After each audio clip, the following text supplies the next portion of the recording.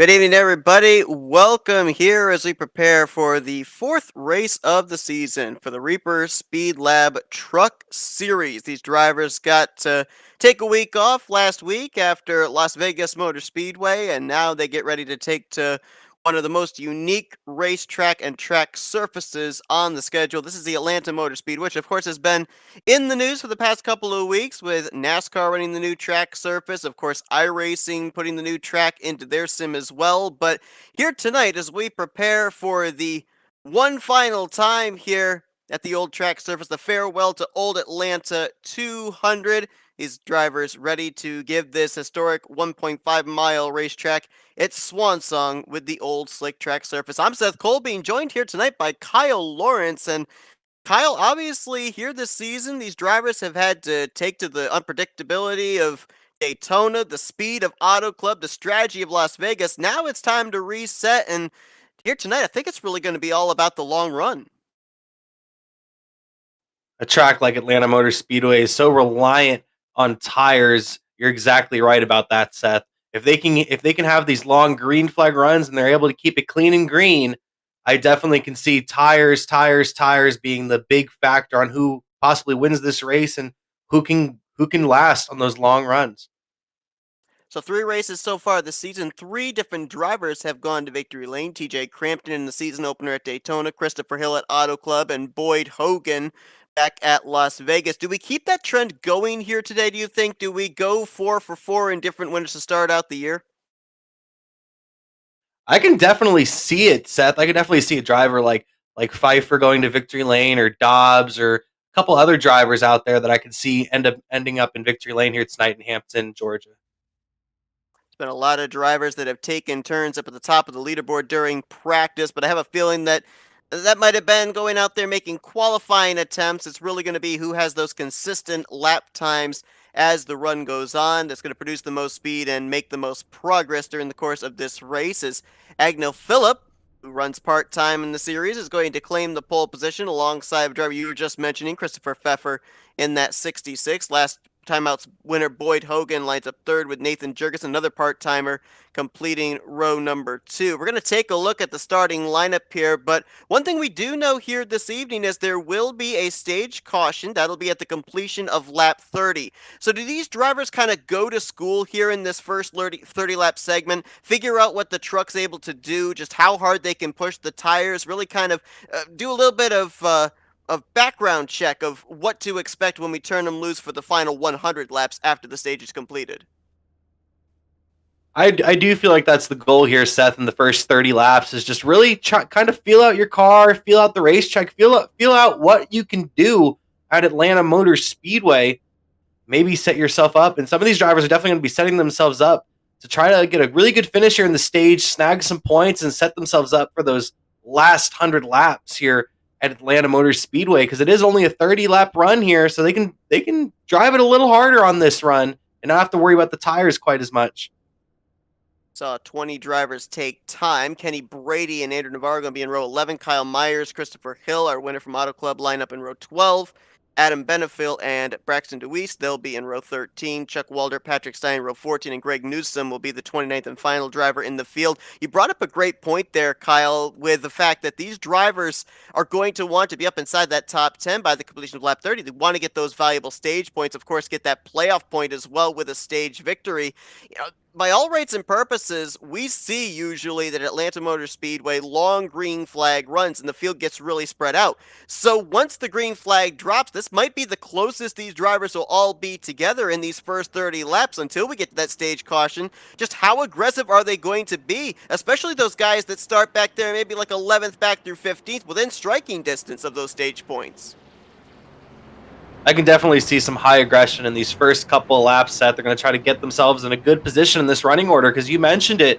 There's going to be a lot of separation here. It's not one of those tracks where you're going to usually stick all together as a pack. You're going to separate just lap after lap. You're going to see the gaps just expand on some of these drivers. Also going to be a lot of fun here tonight. Obviously, we know with the old track surface in Atlanta, it brings us good multi-groove racing. Was watching these guys in practice. A lot of them like to hook it right down on that white line going into the corners. A lot of them like to go right up there to the outside wall. And I guarantee you, as the run continues to go on, the tire temps start to pick up. They'll start to migrate their way further up the track, and some drivers might even go right up there and might get a little bit of white paint from that outside safer barrier during the course of this one. But it's time for that Chevrolet Silverado pace truck to go down pit road. It's time to turn them loose as these drivers here tonight prepare to say farewell to old Atlanta here for 134 laps of racing. Agnell, Phillip, Christopher Pfeffer lead us down. We're underway here tonight at Atlanta Motor Speedway. And the green flag is waving as they're driving into turns 1 and 2. How aggressive do these drivers want to be here on the first couple of laps?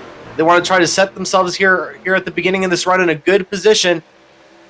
Looks like Phillip's clear for first, and Hogan's going to be clear for second as well, and they're both going to move up the track on the back straightaway. Inside line definitely going to be preferred on restarts, the shorter way around the track through 1 and 2. Tanner Love now will get to the inside of Christopher Pfeffer for the third position as Boyd Hogan saw him drift up a little bit off of turn 4, trying to get a little clean air to the nose of his truck, trying to get a run down the front straightaway. They're still side by side, 2 rows deep for third place. Some heavy battling around the 5th position right now. They're trying to still settle this out amongst themselves. Looks like Pfeffer is going to take the 3rd spot off the corner. Jurgensen battling still on the inside. He's going to fall in behind in 4th. Tanner Love trying to tuck in front of our Daytona winner TJ Crampton for the 5th position. Looks like he will do so. So at least the top 7 are going to be all single file. Then you drop back here. That's where Robbie Anderson, Alan Dobbs, Daniel Simmons, Jamie Knopf, they're all mixing it up for the latter spots of the top 10. Pretty hefty battling going on around the 10th position right now. I see John Theodore back there as well. Corey Hassler. Some pretty big battling going on right here around the 10th spot, trying to get those stage points as we're only a couple laps into the first stage here.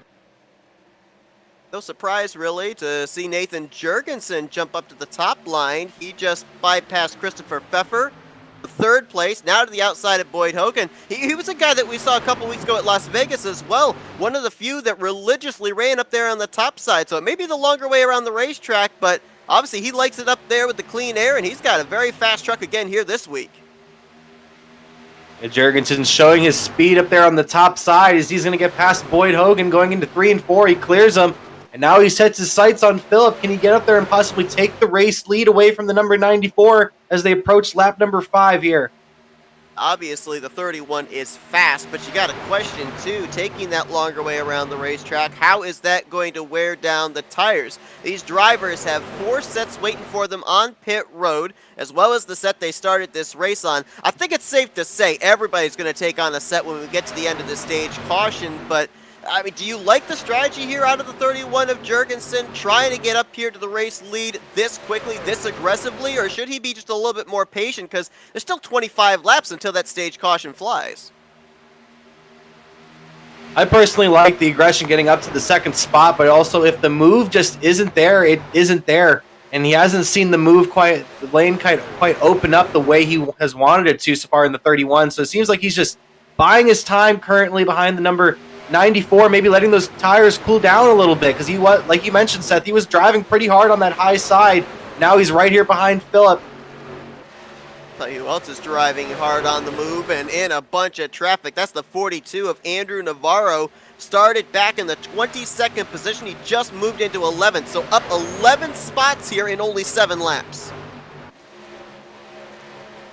I'm not sure what happened to Crampton on the front straightaway. It was just slowed down quite a bit on the front straightaway that last time by and lost a lot of spots. Seems to be okay now, and the battling continues around Navarro. Navarro is just, he's really showing his speed here early. A really quick race car driver, started near the back of the field here tonight.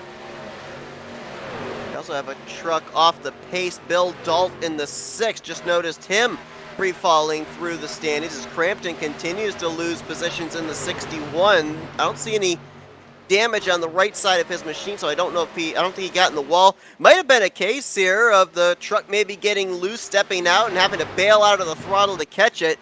Atlanta, such a momentum track, and if you end up going even 2-3 miles per hour slower than another driver out of the corner, guaranteed there's going to be a freight train of trucks that are going to bypass you and pick up positions off of your misfortune. Yeah, I'm continuing to watch Crampton. It's a very curious case with him. He's going slower on the straightaways than he is in the corners right now. Seems to something may be wrong with his equipment or something down there. You would hate to see it from Crampton. And Phillips beginning to gap Jurgensen as we speak right now. He's just continuing to pull away from Jurgensen. Jurgensen may have used his stuff up, trying to get up there to the second spot. But the battling continues. Navarro continues to move forward. You see it on your screen, trying to get past the 48 and the 46.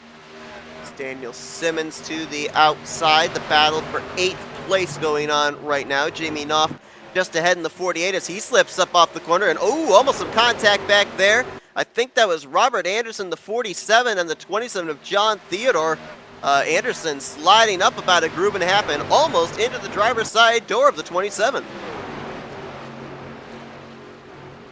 Very hard racing going on in the field. As a lot of these drivers are making their way through the field who started in the back, are showing a lot of speed, and they're just moving their way through the field. I'm seeing Kenny Brady now here coming in behind Andrew Navarro. We know how much speed Kenny Brady has in that number 54 machine. Riding on board with him. There you see, started outside the top 20 in the 21st position. He and Andrew Navarro both starting back there. Caution is out. It's Corey Hassler in the 25.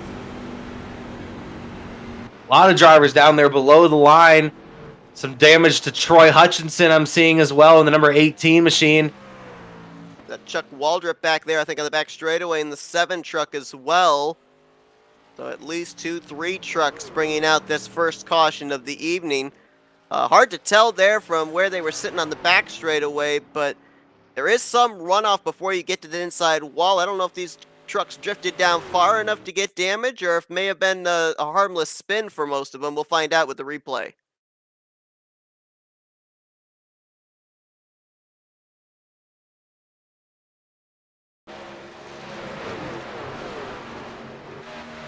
The 25 getting some help from behind.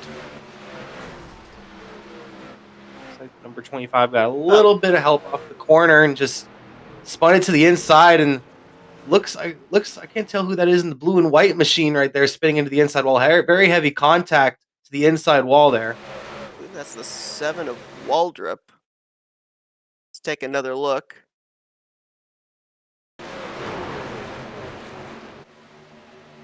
Just some heavy racing.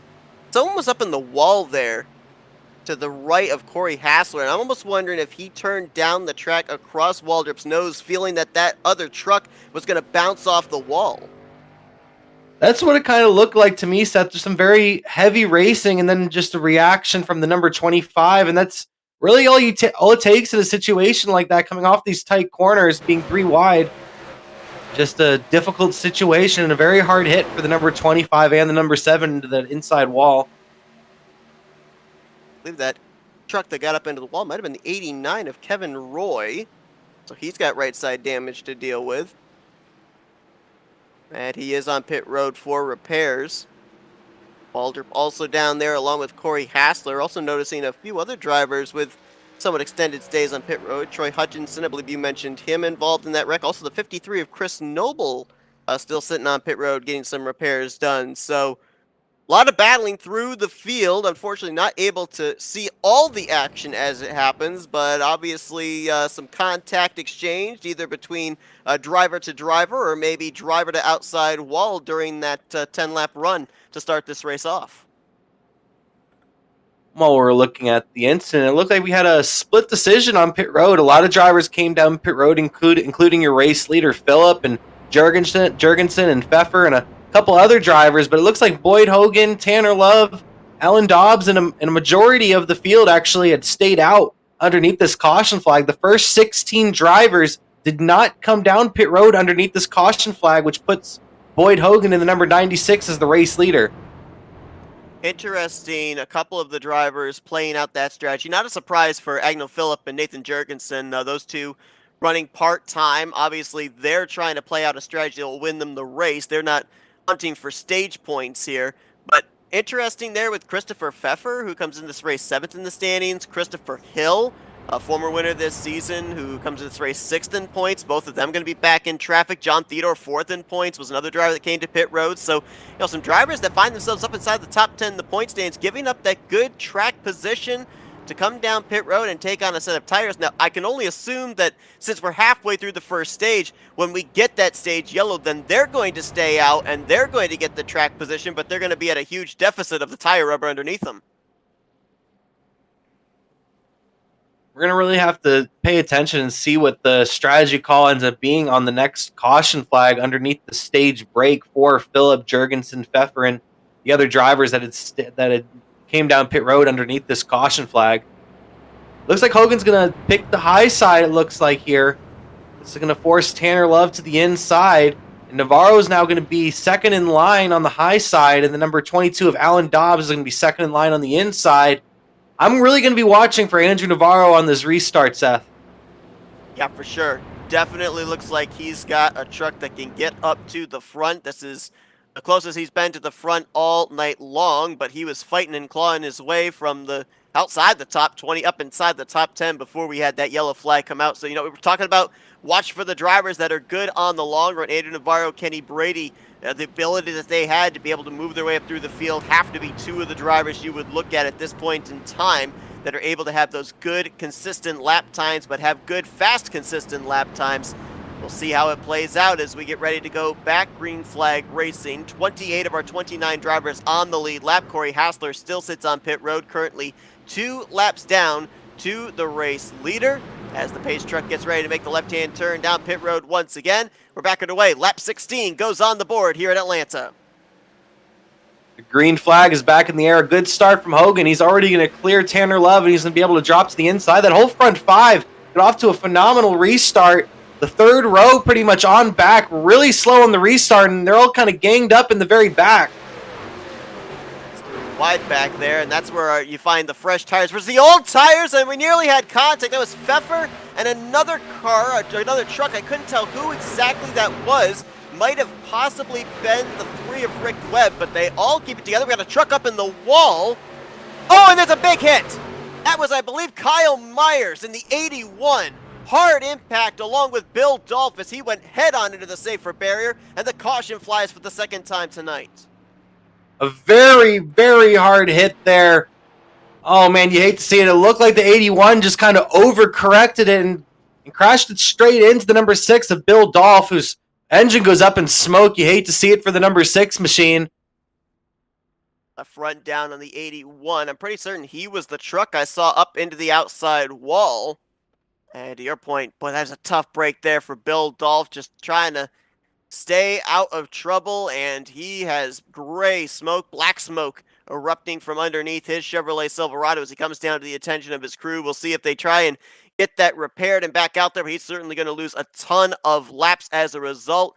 Let's go back and see what happened. Things were so stacked up here in the mid-pack area because you had old tires versus fresh tires, and those fresh tires wanted to get back up there to the top 10 in a hurry. Yeah, Seth, those fresh tires were really looking to make their way back to the front really quickly there. And you saw it happen there, very heavy contact. You're going to see you saw the 81 get up into the wall and just got up into the wall and just overcorrected and right into the number 6 machine. Just nowhere for Bill Dolph to go. Very, very heavy contact. Good job by, it looked like, I think that might have been Christopher Hill that dove all the way to the inside, almost into the grass. A very good move from him to avoid that accident. I believe you would be correct about that. Another driver that I think also had a really good miss was the 89 of Kevin Roy. We'll take a look here from the 99 of Christopher Hill and what he saw. Actually, it looks like Hill might have been ahead of the incident. I think it actually was the 89 of Kevin Roy that got down there onto the apron, able to avoid. There was another driver just ahead that also had a good avoidance. I couldn't tell exactly who that was. Here's with Kevin Roy. Woo! Not much room there to be able to maneuver, but just enough.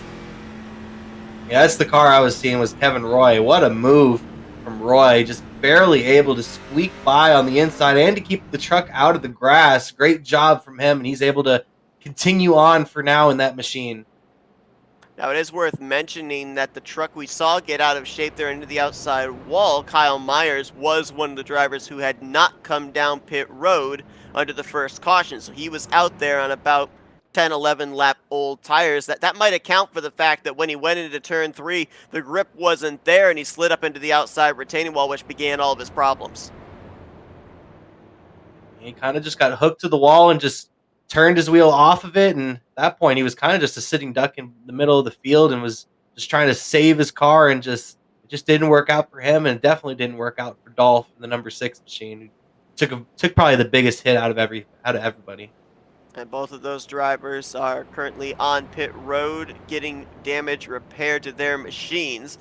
I believe prior to that caution coming out, the 25 of Corey Hassler had returned back to the racetrack, albeit multiple laps down. He should get the lucky dog under this yellow. I don't know if he's gotten it already or not. If he hasn't gotten it, he'll be 4 laps down. If he's already received it, then he will be 5 laps down when we go back green. Also had a truck come down there for a little bit of extra repair on his 86. That was Richard Malugani.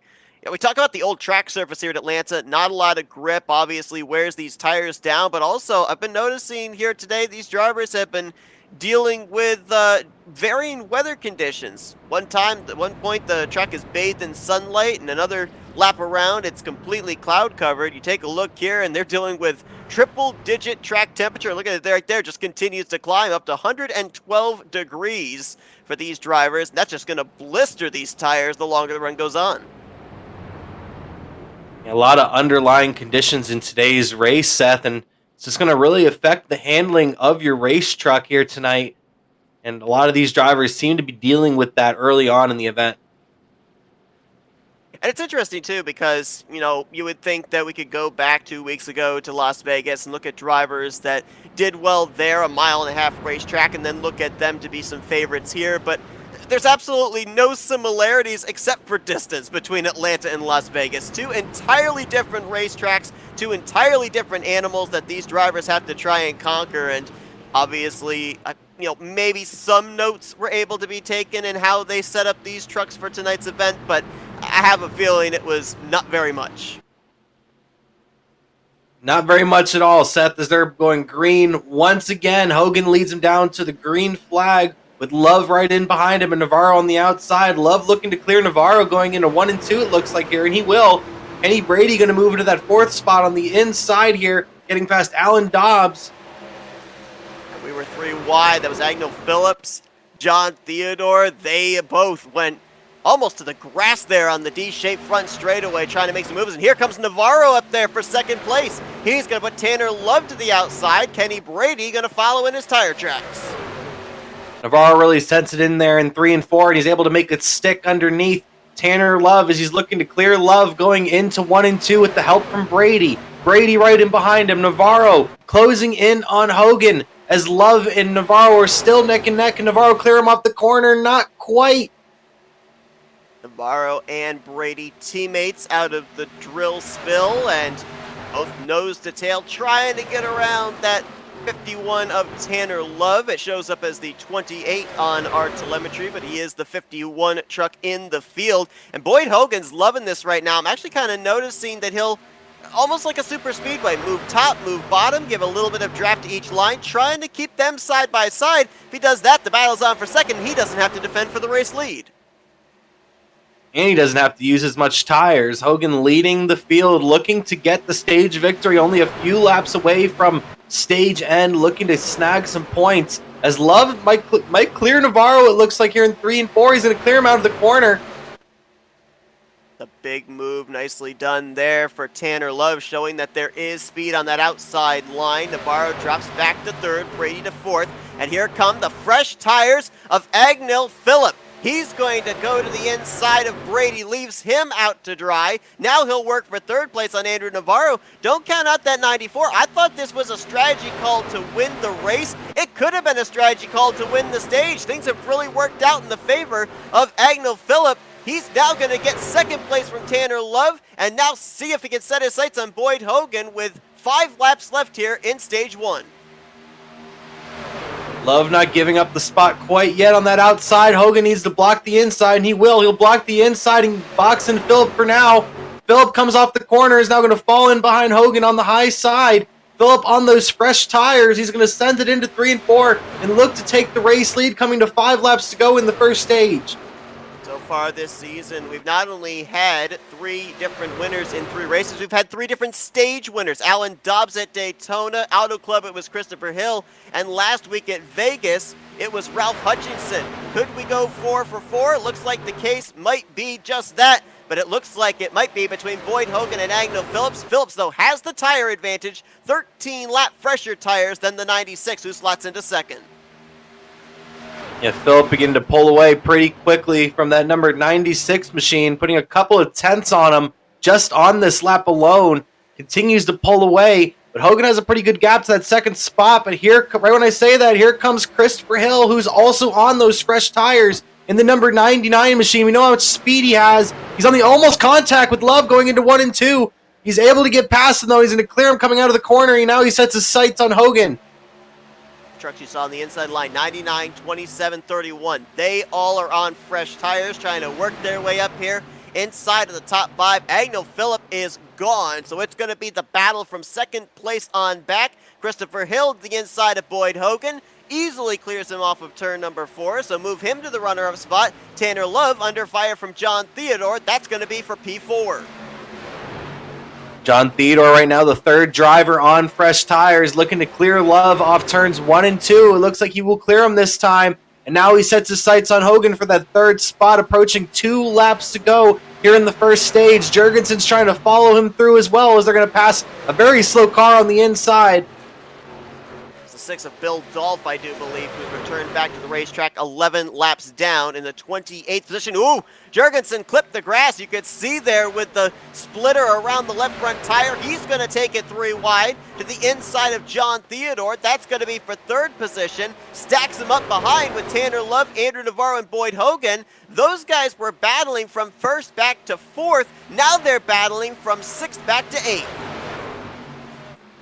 Some very good battling here at the very end of the stage, approaching the white flag of the stage here. Phillips in the lead, Hill is in second. Theodore and Jurgensen are battling it out for that 4th spot, and then there's a big battle back around the 6th and 7th spot, trying to get those last few stage points. How about Braxton DeWeese? Started this race nearly dead last, 26th, and pit strategy there. He's now up inside of the top 10, 8th position, looking for 7th and for some stage points as we're coming around here to complete the 30th lap and the stage caution. Braxton DeWeese looking to steal some stage points after taking tires on that last stage. What can he get? Around the 10th spot, who's going to get these last couple of points? Looks like Pfeffer is going to be the last one, and it looked like Brady might have beaten DeWeese across the line just by a little bit. It's a huge gap. What was it? 0.8 of a second looked like from Pfeffer back to Alan Dobbs. So the top 10, barring any contact and any late spin, was all but locked in when we took the proverbial white there at the start of lap 30. There you see the stage caution out. And Agno Phillips going to pick himself up a stage point. Now, Agno Phillips, as mentioned, is running part-time, not running full-time, so he would not be in the hunt for the championship. He's actually going to be the 2nd driver here this season to pick up a stage victory. Hutchinson being the other one last week, where that stage point is not really going to count towards the championship later on this season. It's always nice to play the spoiler, and that's what Phillip has kind of done tonight here in the first stage, stealing the stage victory and able to steal that bonus point away in that number 94 machine. He seems to be possibly the quickest truck out there tonight from the early goings, Seth. Certainly does. And now it's going to be interesting to see if those drivers that came down pit road about 20 laps ago, if they're going to come down here again, or will they be off sequence with those that have not come down pit road the entirety of this stage. Like they're all going to come down pit lane here. I actually honestly expected this was going to be the case with the fact that they had 4 sets of tires. They can come down, take on the 2nd set, and still have 2 more sets left for the final 100 laps. They'll have 2 more sets for the remainder of the race, but some of these drivers that have not yet made their pit stops and are making their first stops right now, they're kind of buying on this race to kind of continue the way it's been, an aggressive race and possibly some more accidents. And these drivers that have taken that set of tires already are hoping that this race goes green for the most part. And that's what's usually expected at a track like Atlanta Motor Speedway. As you see the race off pit road here, it looks like Phillips is going to be first off and Hill's going to be second. So let's take a look at the drivers that are battling for some final spots coming into tonight inside of the playoffs. Boyd Hogan, the points leader after his victory at Las Vegas a couple weeks ago over our Daytona winner TJ Crampton. There's a 15-point separation between those two. And then it's really close between the other drivers inside of the top 10. One notable that I have seen is not in the field here tonight would be Brandon Andrews, third in the point standings. So that is huge in terms of where he might be positioned heading into next week. John Theodore fourth, Jamie Knopf in fifth, Christopher Hill, Christopher Pfeffer in sixth and seventh, Andrew Navarro, Kevin Roy, and Chris Noble. They had the top 10 spots coming into tonight's race. Noble has run into some issues. He's back in the 23rd position. And some other guys that I noticed that had some issues early here tonight. How about Kyle Myers? Was 14th in points. He was only 4 points outside of the top 10. And after we saw him have that hard hit into the outside wall off of turn 4, he's 29th. Last truck in the race, last truck running, but 16 laps down. So he can maybe salvage a couple of positions, which would be some very valuable points, but where he was in the point standings coming tonight really could not have afforded a bad performance like this in the early going. Driver that I've been looking at that's had a pretty decent performance for tonight, and it's really helping his point situation is Braxton DeWeese. Was able to steal a couple of stage points there at the end of stage number 1, came into this race around 20 points outside of the playoff window, and he's going to be able to make up some of those points with those stage points. And if he's able to keep this track position he has right now, he can even get some more points that way. Yeah, pretty incredible. 3 races in, and Braxton DeWeese doesn't even have a top 10.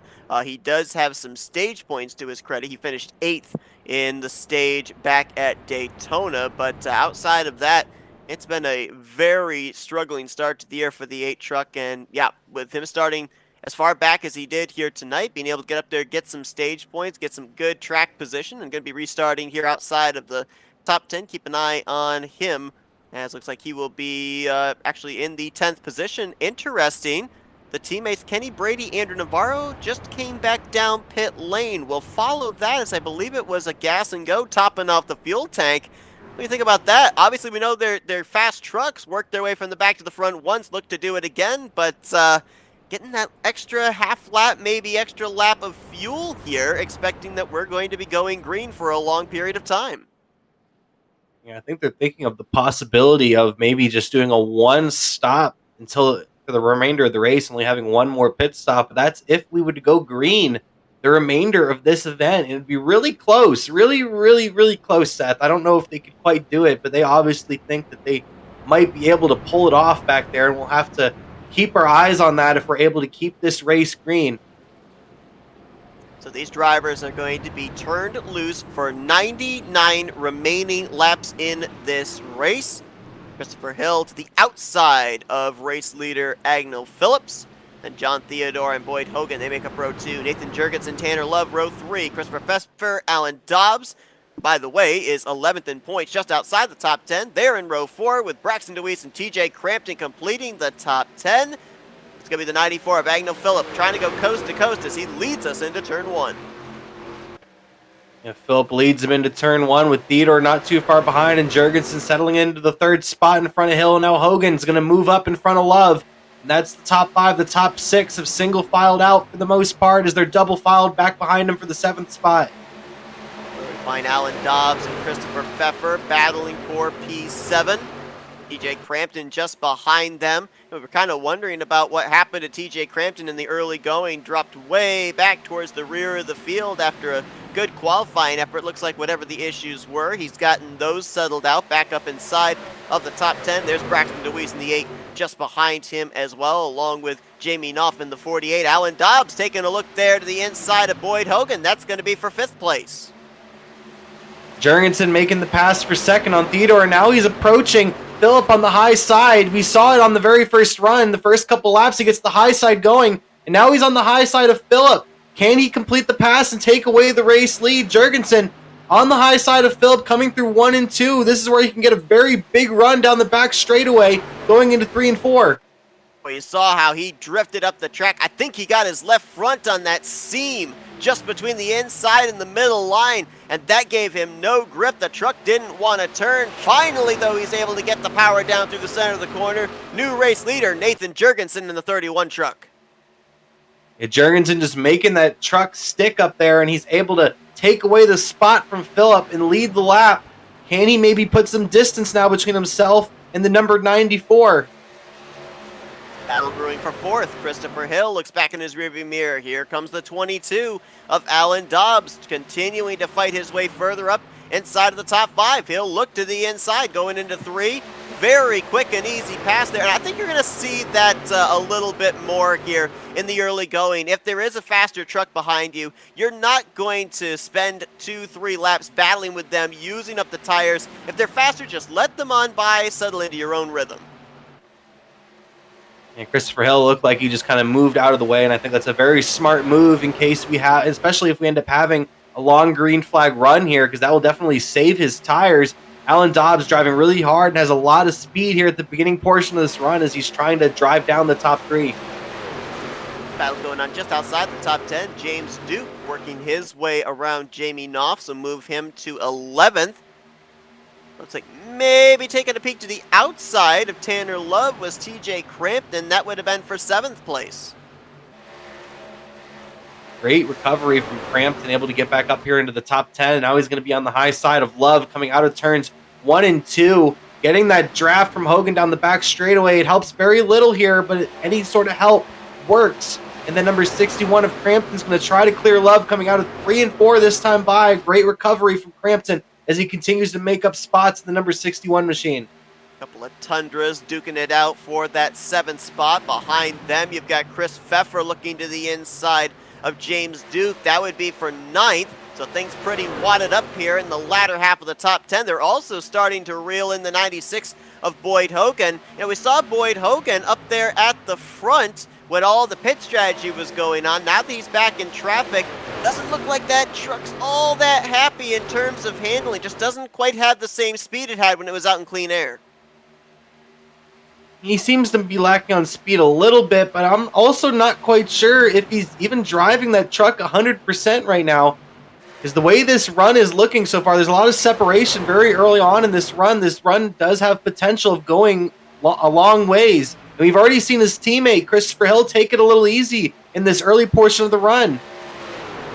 Saw that truck there on the inside of the back straight. I believe that was the 25 of Corey Hassler, just pulling down there, getting out of the way of oncoming traffic. Hassler 6 laps down in the 27th position as we have 26 drivers on the lead lap of the 27 still on the racetrack. Bill Dolph, Kyle Myers, both on pit road still, continuing to get repairs done to their machines. We've only had 2 cautions here today for on-track incidents. Of course, the 3rd caution coming out for the stage completion. And you just kind of get the feeling that we might not necessarily see that caution for the remainder of this race. But we also know that Atlanta Motor Speedway, the truck's not going to get any better in handling as the tires wear down and the grip continues to go away. We might not have seen our last yellow flag, but the trouble for a driver is trying to predict when that yellow or if that yellow might fly in terms of the strategy you've already got in place. It's so hard, almost impossible to really decipher when that caution may come out. Your best bet is just really paying attention to the drivers around you and see what they're all doing. But I would really just bet on this race going green the rest of the way. A track like Atlanta Motor Speedway, it's just one of those tracks that tends to have very long green flag runs, especially on this old surface here. A 3-truck breakaway at the front of the field, about 0.8 of a second ahead of 4th place running Alan Dobbs. Nathan Jurgensen, he did take the lead from Agno Phillips, but he has not shaken him, and John Theodore has latched on to these top 2 as well, so pretty much throw a blanket over our current podium drivers, the 31, the 94, and the 27, who also are running almost near identical lap times. Yeah, I've been very impressed by Theodore on this run. Before that strategy call of taking tires on that first caution flag, he was running around the 10th spot in the early portions of the race, and I was curious and worrisome that he might not be able to hang on to that third spot, but he's driven very strong on this run and actually drove down the number 94 in the 31 a few laps ago, but now it seems that he might be falling back a little bit once again in that number 27, but nonetheless a very strong run from Theodore. You know, just observing Nathan Jurgensen the first 50 laps of this race. We saw at the initial drop of the green flag, he jumped up to the top side and made up some ground. And then, of course, here when we went back green into our second and final stage, he was able to use the top side against Agnew Phillip to get the race lead. That says to me, though, that truck is set up for the short run. The fact he hasn't been able to pull away from Phillip, and the fact that Phillip keeps showing the nose trying to get to the inside, might, if we end up having some green flag pit stops, or even if we have a caution, might be a little bit of an adjustment that Jurgensen's going to want to make on that truck. I was talking about how Hill was saving his tires and Hogan was possibly saving his tires as well. The last 3 laps, Christopher Hill, actually not that last time by because he was making the pass on Dobbs, but the 2 laps before that, Christopher Hill was the fastest driver in the top 10 by a good 3/10, and Hogan was as well. Hogan now currently getting held up by Crampton trying to get past, but you see Hill driving away from Alan Dobbs. That last time by, Christopher Hill was 1/10 quicker than Phillip, who's taken the race lead from Jurgensen, and is 4/10 quicker than Jurgensen at the moment. Also like to point something out here. Remember we saw when the initial green flag dropped, Andrew Navarro and Kenny Brady fly up to the front of the field. But we saw that they came down pit road at 1 to green here under the last caution, topped off the fuel tank, and started at the rear of the field. They have made forward progress, but not nearly at the blistering pace that we saw earlier on. They're now up to the 15th and 16th position. This says to me that they're trying to make sure they don't use up their stuff too much as well. And to your point, maybe trying to still, even under this green flag run, save just a little bit of fuel so that way they can make this a 1-stop to the end while everybody else has to strategize for a 2-stop. That's what we're going to have to be watching out for if this continues to go green.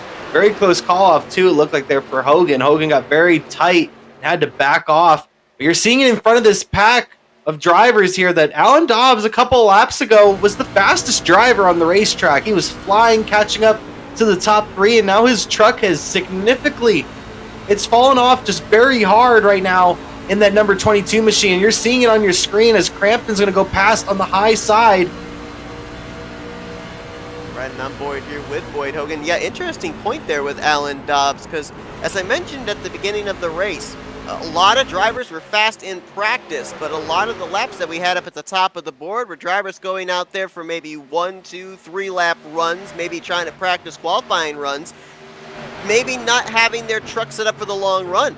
The driver that was up there near the top of the board, was actually at the top of the board for a time, was the 22 truck. So looks like good short run speed for Alan Dobbs, but the longer we go, the handling on that truck and the speed goes away. I mean, right now he's literally getting freight trained on the inside line. Drivers taking the longer way around the racetrack and still creating more speed. Alan Dobbs really struggling for handling down there on the bottom as well. Hogan gets past on the outside. Love gets past on the outside. Now Alan Dobbs is going to fall back to it looks to be the 8th position possibly as he continues to battle Love on the inside. And Pfeffer's going to come down right across his nose. A very close move right there. You know, normally when you have a truck or a car cross down in front of you like that, gets it really tight, it doesn't want to turn. Do you feel that sensation here on iRacing as well? Oh yeah, for sure, Seth. When you feel that, when that truck or car just comes in front of your nose, you just feel it immediately. Sometimes it just sends that car sideways and just feels completely different for just a moment there. You have to have a quick adjustment, especially if a driver cuts across as quick as a driver like Pfeffer had just done a moment ago. Very close. Speaking of cut across, my goodness. Boyd Hogan just barely cleared himself on TJ Crampton for 5th. I was mentioning it a few laps ago. Hogan was one of the quickest drivers on the racetrack because he had saved his tires, and I think he got a little tired of waiting in behind Crampton, was trying lap after lap to clear him, and when his spotter said clear, he immediately turned to the right in front of that 61 machine, and Crampton tried to cross him over, but was not able to pull it off. Roger says clear in that case. There's a little voice in his head that says, I think. But, man, that was really, really close there in that battle for 5th position. Could have gone wrong in a big, big hurry. We've already seen a couple of drivers run into early issues here tonight and subsequently find themselves either multiple laps down or out of the race. Bill Dolph and Corey Hassler have both gone back to the garage area. Kyle Meyer still on pit road getting damage repaired to his machine, so if he can get back out there, there's a couple of spots he could pick up possibly before the end of this race, and 26 drivers all running still on the lead lap at this point in time. As we watch this battle for the race lead, I feel like a broken record, but the script is reverse. Jurgensen was not able to pull away from Agno Phillip when he got around him. Now, in turn, Agno Phillip not able to pull away from Jurgensen. It's only about a truck length and a half between these two. These two trucks just seem so even on performance-wise, but at the same time, they drive the track completely different. Phillip just hooks his car to that inside line right up against the white line, and Jurgensen tends to be one, possibly 2 or 3 lanes off of that bottom lane in these corners, trying to find the speed off of the corner. They just seem so even though they're driving completely different lines. Battle for 3rd, heating up Christopher Hill after he worked his way around. Then 5th place Alan Dobbs has now reeled in John Theodore. Yeah, Christopher Hill has been consistently one of the quickest, if not the quickest driver on the racetrack. He's going to get past Theodore fairly easily right there. Looked like Theodore let him have the spot there. You see the hands there inside the 99 though, turning hard left as, I don't know if he got the apron when he went to the inside of Theodore. We saw it drift way up the track towards the outside wall, and if he hadn't caught that thing, he probably would have pancaked the right side off of turn 2. Hill definitely wheeling that car very hard, and would like to note that Hogan is really driving fast. Hogan, ever since he's gotten past the number 61 of Crampton, has been consistently the fastest car on the racetrack. Last time by, it was almost 3/10 quicker than our race leader, Phillip. He is driving a blistering pace right now in the number 96 machine. Yeah, it's interesting how the rest of the field has kind of caught up all of a sudden. It was Agno Phillip and Nathan Jurgensen in their own little battle, Christopher Hill and John Theodore in their own little battle. And now you look at it, we got a train of trucks from 3rd place on back. Not only Hogan, but Tanner Love's up here, TJ Crampton. They brought Christopher Pfeffer along with him as well. So about 5 trucks all there, separated by about maybe half a second.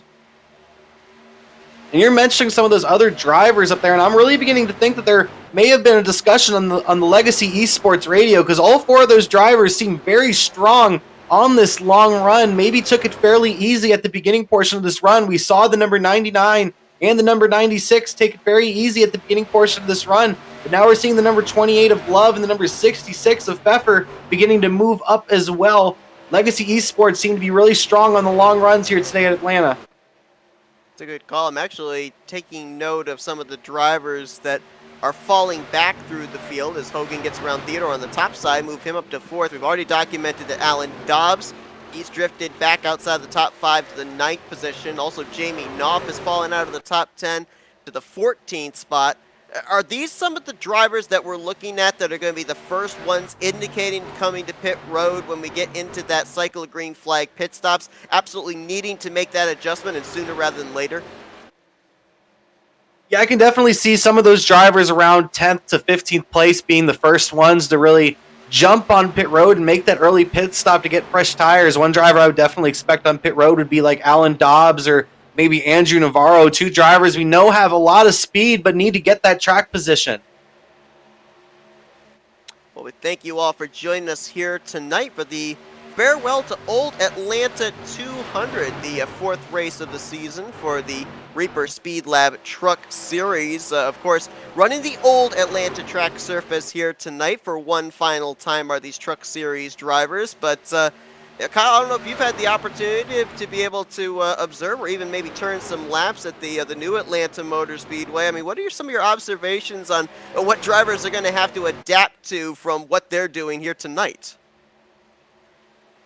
I have not run any laps on the new surface, but that new surface just, it seems a lot less grippier. Of course, doesn't have the age on the surface, and the turns have a lot more banking, Seth, and a lot more ways to race on the front straightaway. It's a lot wider of a surface on the front straightaway, so a lot racier of a racetrack, and it's gonna have a completely different feel from this racetrack, Seth. It's pretty much a whole new racetrack. Yeah, I had the opportunity last night to observe the eNASCAR Coca-Cola iRacing Series event at the new Atlanta Motor Speedway, and a lot of people likening it to a super speedway type race, which is true, but I feel that it's going to be a super speedway type race that's based more on momentum than even tracks like Daytona or Talladega. It takes a while to generate a run, and you need help at bigger tracks like that. But if you've got a fast car and you're able to get runs and get momentum, you can make passes on 2-3 cars by yourself through the corners. So, obviously it's going to be a little bit different when the trucks go to that particular racetrack next season, but I can definitely see that a lot of these guys are going to be licking their chops at the opportunity to see if they can win the first race at the new Atlanta Motor Speedway in this series. In turn, here tonight, drivers would like to be able to say, hey, I was the last Reaper Speedlab Truck Series driver to win at the old surface on the schedule of Atlanta. And I think a lot of drivers would love to say that, Seth. This is a driver's racetrack 100%. I know a lot of drivers, not just on the iRacing surface, but also in real life NASCAR, are really going to miss this old Atlanta Motor Speedway surface. It's just such a racy track. You touched on it earlier, Seth. It's just a multi-groove racetrack, and it really depends on tires and that long run speed. And we're seeing it here tonight now on this longer run. Alan Dobbs continuing to free fall through the field. He might drop outside the top 10 here in a moment as Andrew Navarro and Kenny Brady continue to methodically work their way back to the front. Navarro looking to move to 9th, Brady looking to move to the 10th position. Dobbs not going to give it up just yet, as he seems to have the preferred line now here on the long run. That outside line kind of pinching Andrew Navarro down, forcing him to not be able to get back to the throttle as soon as he would like, way up the track that time when Alan Dobbs. So that's going to allow Navarro to clear. Brady will now try and take that 10th position, and it's looking like more and more, Boyd Hogan going for the 3rd spot, Christopher Hill, so he continues to march forward, but it's looking more and more like we are going to be and maybe just laps away from drivers coming down pit road for the first time under green flag conditions. With that being said, I mean, what kind of challenges does that pose for these guys trying to get down from the high banking onto a rather flat apron to get to pit road speed?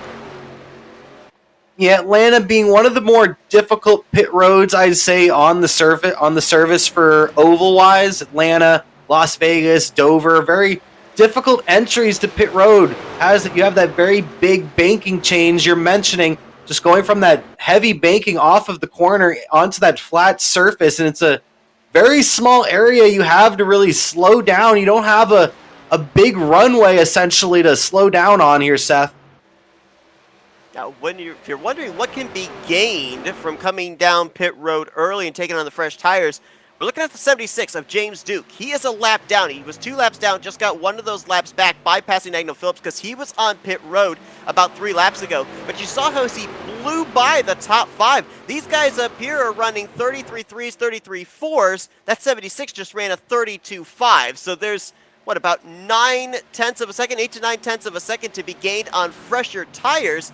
That's going to be appealing to drivers that are battling close for position to try and get that advantage on tires and thusly maybe pick up a spot or 2 once the green flag pit stop cycle.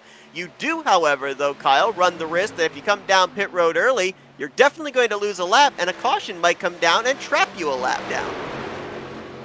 That is for sure, but I'm really watching this battle for second actually right now. Hogan almost got past Jurgensen. It looked like they're in 3 and 4. That he knows he has a lot more speed than Jurgensen. He really sensed it in 3 and 4, gave him a bump, and he's going to go into 1 and 2 and give him another bump.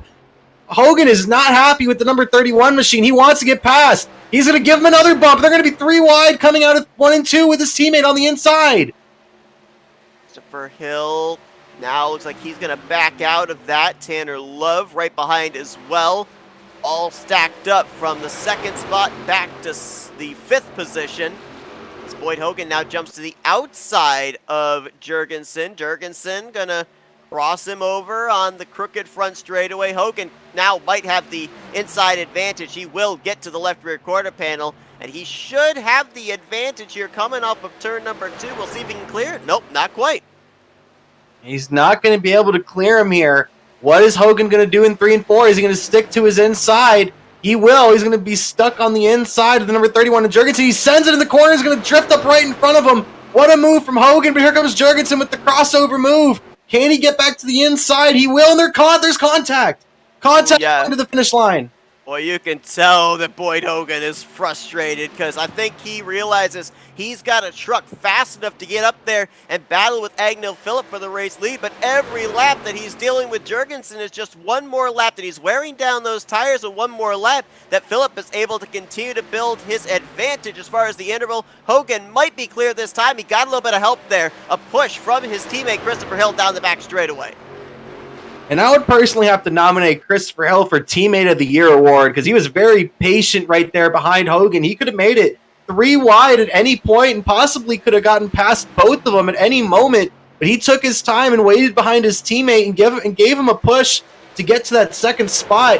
Hogan clearly has possibly the fastest truck right now, and he's very loose off the corner as he's really wheeling that race car, trying to get up to Phillip, and possibly also a little frustrated right now after the battle with Jurgensen. Ooh, I think maybe Alan Dobbs, he either had a moment or he was very slow off of turn number 2, continuing to struggle because Adam Benefiel and Jamie Knopf went around him, and he looked like he was a couple miles per hour off down that back straightaway. Able to recover for now, and the battle up here around the 2nd, 3rd, and 4th position continues. You see these 3 legacy esports drivers up here trying to drive down Phillip. That last time by, they were all around the same time as Phillip. They're all within half a tenth of each other, so not making up much ground right now. And obviously being nose to tail at normal speedways and super speedways, that means that they would produce more speed in a draft on the straightaway than Agnell Phillip. Does that apply at a track like Atlanta? I feel like it does apply to a certain extent. At this point in the run, it's just really hard to really get up that speed off of the corner and really have the draft take effect. But definitely at the beginning portions of those runs, when you're really trying to get yourself in position, I definitely say the draft has an effect. But on this longer sort of run, it's just really hard to really have any input when it comes to the draft. Well, when we went back green to begin this final stage, that was about 45 laps ago. Some drivers have run 45 laps, some drivers have run 47 laps. If they're going to split this final run to the checkers in half, they're going to have to go about another 5 laps here to about 60 laps to go mark. Or no, I'm sorry, correction, that would actually be at 50 laps to go mark. And it looks like right now that maybe everybody's going to be able to make it. I don't really see anybody way off the pace right now. Obviously, they're backing up their corners with the older tires, but we were talking about how Andrew Navarro and Kenny Brady were looking to maybe make this a one-stop. I don't see anybody else deviating from that strategy either. I think that everybody might be able to make it on just one more pit stop. Quite possible, Seth. We're getting right down to that window where they would need to pit if they wanted to make it on only one stop. And you mentioned it, Navarro and Brady did come down right before we went green flag racing. So they have around a lap and a half more fuel in their tank than these other drivers on the racetrack. So we'll have to see if that plays out within the next couple of laps, as I'm not seeing any drivers right now near the front that are making their moves to go down pit road. Tanner Love to the outside of Christopher Hill. He'll swing around for the 3rd position. Hill will drop back to 4th. Kenny Brady now looking to crack inside of the top 5. He's going to battle with Nathan Jurgensen for that 5th position. And a little bit interesting, I don't know if Andrew Navarro might have had an issue with another truck or something, but remember we saw that he was kind of leading the charge between himself and Kenny Brady. All of a sudden, now Brady's up in 5th, and Andrew Navarro's mired back in 9th. I'm not sure exactly what happened, Seth. I went back a couple of laps, and it looks like Navarro is around the same spot. It just might seem that Kenny Brady might just have more long-run speed than Navarro does. Maybe he took better care of his tires at the beginning portion of that run. As Brady continues to move on, he's right now the quickest driver on the track by at least 1/10. Got a couple of other drivers hit pit lane here in the last couple of laps. The 23 of Greg Newsom was down pit road and has lost 2 laps as a result. Just saw there the 53 of Chris Noble. There he is. He's trapped up there on the outside line. He just got lapped under green flag conditions. He has not yet come to pit lane. And look at this. The gap is starting to close up. Agnew Phillip, who's been enjoying clean racetrack out the windshield and not much out the rearview mirror, all of a sudden looks back and he's seen the 96 get bigger and bigger. Only about 4 truck lengths between those two down the back straightaway. I'm hearing over the radio, it sounds like Phillip might be coming down pit road this time by, and I was just about to say that if they pit right now, they can make it to the finish of the race, and Phillip will come down pit road and give the lead off to Hogan. Kevin Roy in just ahead. I believe that's also, that Crampton, the 61? Yes. Hitting pit lane, 83 of Adam Benefiel is on pit road, along with Robert Anderson. So you got about a half dozen drivers hitting pit road this time. The final cycle, potentially a green flag pit stops here tonight at Atlanta has begun. I've heard that Jurgensen sounds like he might be coming on to pit road this time by as well. Looks like that might be Hill coming down pit road. He locks up the tires coming onto pit road. I think he made it under the speed limit. A couple more drivers coming in behind as well. Braxton DeWeese in the 8, Daniel Simmons in the 46. Yeah, it's late in this race now, less than 50 to go. The last thing you want to do is get hit with a speeding penalty, lose all of that track position, and essentially, if not throw away a win, throw away a top 5 or a top 10, those valuable points. Is now here come the teammates on pit lane. Boyd Hogan, Tanner Love. Oh, Hogan hit the commitment cone. I don't know if there's any penalty that iRacing has for something like that, but he definitely, I think, had his right side tires over where that commitment box would be. Definitely a very close call there for Hogan. We'll have to see if he gets a penalty there for that issue. But the whole top 3 came down pit road that time by, and it left the lead out to Pfeffer. It looks like Pfeffer actually came down pit road as well. It looks like the remaining lead lap cars have made their pit stops. And who's going to be first off pit road? It looks like it might actually be Brady. Brady and Love going to be neck and neck coming off pit road. Hogan's still sitting there. I think he got a commitment line violation. That's what it looks like. Hogan is still in his box in that Cincinnati number 96. Pfeffer's still in his box as well, also in the 66. Wow, that is huge. Pfeffer has been running up in the top 10 pretty much all night long. Boyd Hogan was looking like he was going to start making some moves to get the race lead, looking to be the first multi-time winner on the season. And we have to remind everybody here as well that it's not a win and you're in point scenario for drivers here in the Reaper Speedlab Truck Series. It's the top 10 in the point standings. Doesn't matter how many victories you've got. If you're at least up inside the top 10 in the points by the end of the regular season, you're battling for the championship. So it's a series that not only rewards victories, but rewards consistency. And the points leader here tonight going to take a big hit with that speeding penalty. Very big hit indeed. And while that was going on, Phillip has taken the race lead back after the cycle through pit stops. He's around 3.5. Whoa! Big wreck there. Well, not a wreck, but a hit to the wall. That was the traffic that Agnew Phillip was in. I think that was James Duke in the 76. And some contact there. It looks like very hard hit to the wall in the 76. And it looked like he made contact with looked to be possibly his teammate of Greg Newsom. That was 3 teammates all running together there, if I'm not mistaken. I think that also was at the 3 of Rick Webb was in the vicinity, and the reason that I got scared was with having the race leader right in the middle of that and not knowing with the contact if a truck was going to bounce a certain direction, that could have swept the race leader up right then and there. Wouldn't have been the first time, Seth. Almost craziness right there. Phillip able to avoid it and keeps on going. Lost around a couple of tenths on his race lead, but still has a 3.4 second lead over Hill, who's on the same strategy as he is, came down pit road at the same time. But the drivers I'm really going to be watching out for are definitely going to be Tanner Love and Kenny Brady here. They were the last drivers to come down pit road, and they had the most speed at the end of that last run, especially Kenny Brady. So I'm going to be watching for those two for the remainder of the race to challenge Phillip.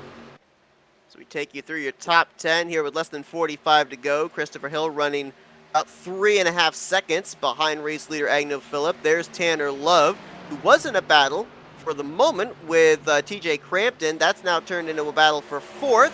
Kenny Brady going to take that spot away from the 61, dropping Crampton back to 5th. And there is Jurgensen in the 31 right now in the 6th position. But how about a couple of these guys that are popping up here late inside of the top 10? Most notably, the 83 of Adam Benefiel, right now in that 8th position after starting this race back in the 25th spot. We haven't really talked a lot about him here today. He's been one of those under-the-radar drivers and up here when it matters the most in the closing stages. Yeah, good run from Adam in the number 83 machine. Able to drive himself up to the top 10 and hopefully continue that and finish off the race with the top 10 finish. A very good run from Benefiel in that number 83 machine. There you see John Theodore also in the 9th spot. Started up near the front and has been hanging out in the top 10 pretty much all day. And Jamie Knopf, he's had a good day in that number 48 machine. He's been running around top 10, top 15 all day. Daniel Simmons right now in the 12th position. He's been consistently up inside the top 15, as has Robert Anderson and Alan Dobbs, who we saw was struggling on the long run that last time before the green flag pit stops, finds himself cycled back into the 14th position. Troy Hutchinson is 15th, and right now the last car on the lead lap, Boyd Hogan, after the pit road penalty, along with Christopher Pfeffer, they find themselves both one lap down in 21st and 22nd. And the bad news for them is, too, if we get a caution, they're not in line for the lucky dog. Right now, they are, I believe, the 6th and 7th cars, one lap down. Patrick Stein, the 98, would be in the free pass position should we get a yellow flag in these final 40 laps. But at the same time, Seth, cautions breed cautions at the end of this race. We know that everybody in the field, if there's a caution that comes out within the next couple laps, everybody on the lead lap is going to come down and get tires. So a driver like Hogan and Pfeffer are going to need to get that wave around and just hope that cautions breed cautions and they get more cautions. That way they can come down and refresh their tires. The driver we may have to keep an eye on here, at least for the next 5 to 10 laps, is the 51 of Tanner Love. The reason being, he was one of the last drivers to hit pit lane, so he has 2 lap fresher Goodyears underneath him than the top 2 ahead of him. The problem, though, is he has to make up about 1.5 seconds to get up to Christopher Hill, and then another 2.5 seconds to get up to Agno Phillip. Not sure just how much Goodyear he's going to have underneath him if he's able to get up to the 94 for this race win, but right now in terms of lap times, the 51 is the fastest truck on track out of the top 5. Yeah, I said at the beginning of the run, the drivers really to watch out for are Love and Brady. Love is on the freshest tires, and at the end of that run, he was one of the fastest drivers. But the fastest driver at the end of that run that last time by was that number 54 of Kenny Brady. He was the quickest at the very end of that run by almost 2 or 3 tenths. So Brady is currently driving down Love right now in that number 54 machine. What could these two drivers do? And do they maybe keep it clean with one another? Because these two are possibly the fastest drivers on the racetrack at the moment. Do they keep it clean to get up to drivers like Hill and Phillip? Because they're driving them both down pretty quickly. At the beginning part of this run, they were both over 5.5 seconds back. And now they're only 4 seconds back. Brady has now caught Tanner Love for the 3rd position. Let's see what happens here into turn 1. Looks like an unscheduled pit stop for Christopher Pfeffer, so the struggles continue after the pit road speeding penalty. He's back down pit lane. Greg Newsom also was on pit road. I almost wonder if those two, the 66 and the 23, might have gotten together or something and not had a caution come out, because they came down at almost the same lap, and Newsom is now down and away. Pfeffer still sits on pit lane. Yeah, I'm trying to look for an incident. It looks like coming off of turn 2, Pfeffer just he blew the engine just coming off turn 2. He just blew it up.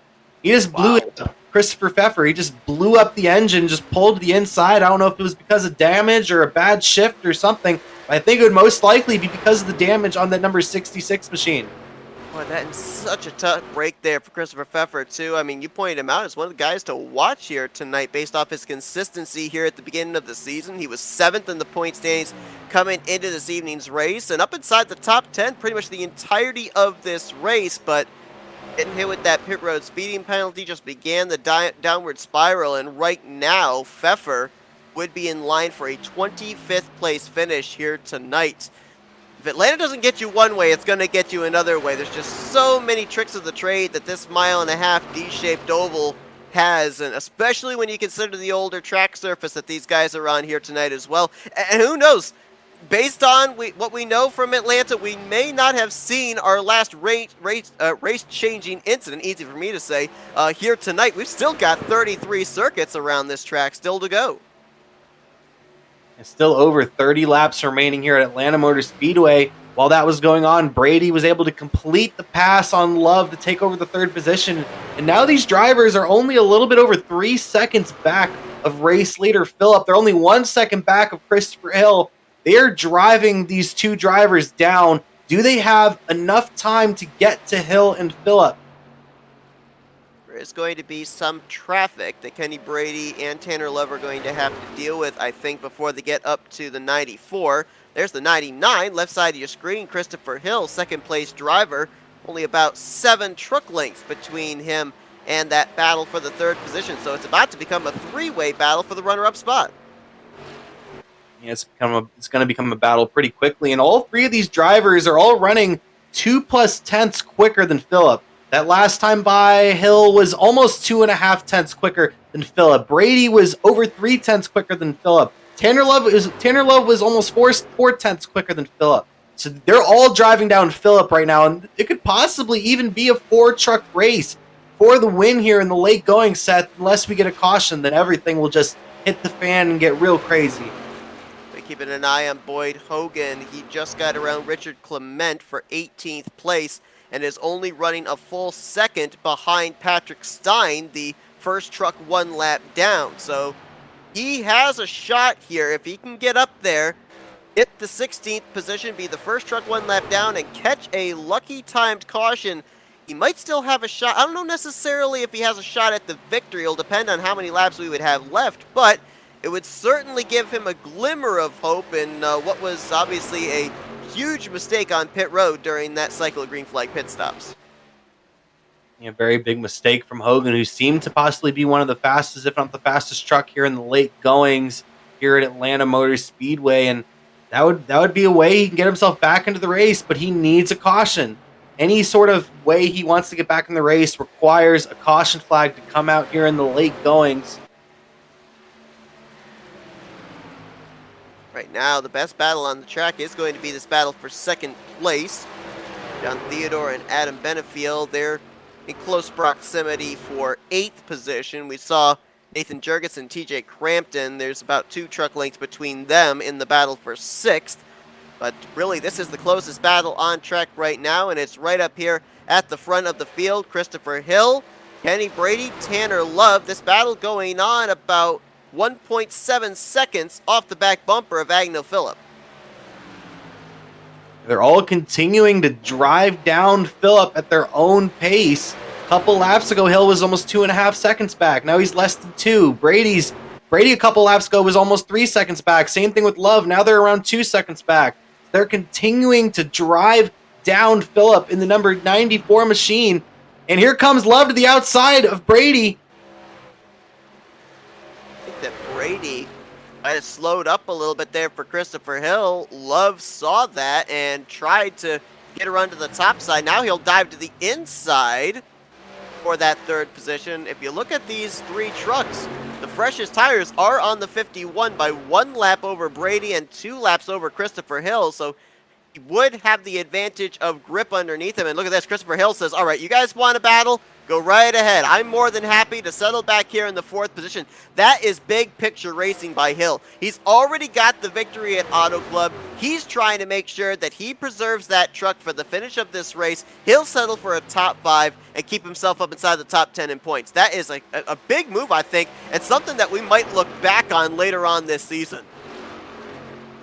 For sure, Seth. That's definitely something we can look back on later on this season. It's also possible that he's just trying to cool them tires down just a little bit, maybe see what he can do, because these two drivers, I'm almost positive they're going to catch up to Phillip before this race is over and done with. And at that point, Phillip is not going to give up the race lead that easy. We could have a 3-truck race for the lead, and it could be a heavy battle. At that point, it could bring Hill right back into the battle without him having to do very much at all. If you're the race leader, Agnew Phillip, you have to be aware of what's going on behind you, I'm sure, knowing that this battling was going on between 3 drivers for second, and now it's going on between Brady and Love. We see the lap times are definitely in the favor of the 54 and the 51, but I have to wonder if maybe part of it could be Agnew Phillip just backing his pace down a little bit, maybe backing his corners up a little bit, realizing, hey, they're probably going to get to me, so I want to make sure I have as much grip underneath my truck as possible to be able to play defense when and if that challenge comes. Phillip is a very strong driver, and he's shown his speed here tonight, but can he show his defense? Can he defend the winning position as Brady and Love continue to drive him down? They're only 1.6 seconds back at the moment, as we're a little over 20 laps remaining here at Atlanta. You know, you look at drivers that are trying to get points here tonight. Agnew Phillip running a part-time schedule, but Kenny Brady, 27th in points, 2 starts this season, no top 10 finishes. Tanner Love in that 3rd spot, 29th in the point standings, only 1 start, but did not finish in the top 10 in that start. So that's a couple of guys that are trying to stop the wheels spinning in the early portion of the season, find some traction, and start moving their way up through the point standings. This would be a good momentum shift for those 2 drivers. If either one of them are able to get into victory lane or at least come up with the position that they're in right now, it would be a great night for them. But I know that those 2 drivers would definitely like to find themselves into victory lane just as much as Phillip. Phillip's had such a strong day, and he's going to try to hang on to that position as strong as he can, as now Brady and Love are around a 2.5 back with 20 laps remaining. You know, we were obviously working the calculators, trying to figure out what the strategy was for these drivers. We're pretty certain that they can make it the rest of the way on what they've got in the tank, but a couple of drivers did make some unscheduled pit stops. Chris Noble came down pit lane. I think he missed his pit stall, so he's back down pit road once again, the 53. Also, Patrick Stein came down pit lane in the 98. He was battling for the lucky dog position a couple of laps ago, so I would have to assume that this is an unscheduled stop for him as well. Some late trips to pit road, maybe fixing some damage that might be hurting them, maybe had to come down pit road, maybe got that meatball flag. But some of these drivers trying to continue on, some of them trying to get up to the front here in the late goings. Brady now only a second back of Phillip. That last time by, Brady was around 0.3 quicker than race leader Phillip. Continues to cut at that lead, him and Love. Does have a truck to deal with here before he can get up there to Agnew Phillip. I believe that is the... Is that the 98 there? No, that is the... Hutchison. Yep, the 18, who right now is the last truck on... first truck 1 lap down, I should say, in the 15th position. Both Brady and Love will make their way around him. The gap now less than a second, 0.8 of a second officially. This time by at the start-finish line, they're all on the same straightaway, and we still have a good portion of this race to go. 18 to go that last time by for Phillip. 18 laps to go. Brady and Love most likely will catch up to Phillip. What does Phillip do when they get there? Does he try to block the track, or does he take a defensive line, possibly to the high side, and force them to try to get past them on the inside? I remember we mentioned Agnew Phillip. He's out trophy hunting, running part-time, not battling for points, not battling for the championship here this season. So he's got a little bit of luxury in what he wants to do in terms of putting up a defense when Brady and Love get to him. If he ends up wrecking, well, at least he knows that he had a dominant truck here this evening and he battled hard in the end, gave it his best effort. But for Kenny Brady and Tanner Love, they got to be kind of like surgeons here, methodical in how they try and make their way around the 94, knowing that they've got a lot more to lose than he does. They sure do have a lot to lose, and they're going to need to pick out their right move at the right time, because this is going to get pretty aggressive for this race win, possibly. I know Phillip's not going to give it up that easy, and I know that Brady knows that he has possibly the fastest truck on the racetrack right now. He's going to do anything he can to get past him. And what does Love do if these two start battling it out very hard? Does he get up there and maybe try to make it 3 wide, or does he patiently wait for these drivers to work off their tires? About 3.5 truck lengths now. Phillip back to Brady. Another 4 truck lengths back to Tanner Love, who was much slower that last lap. First time in the last 3 or 4 laps that he ran in the 33.2s. He and Brady have been steadily in the 33.1s, which has allowed them to reel in Agnew Phillip. Now it's less than 2 truck lengths. Where does Brady go? He'll go up to the middle lane, kind of straddle that seam with the left front tire, try and get the exit off the corner on the front straightaway. They're going to have, I believe that's Rick Webb in the 3 just in front of them. Might be using the 3 truck as a pick as Kenny Brady, as he'll go to the race lead. Not quite, not able to clear. Phillip was able to get back to the throttle through the center of the corner. He'll keep the top spot off of 2. Caution!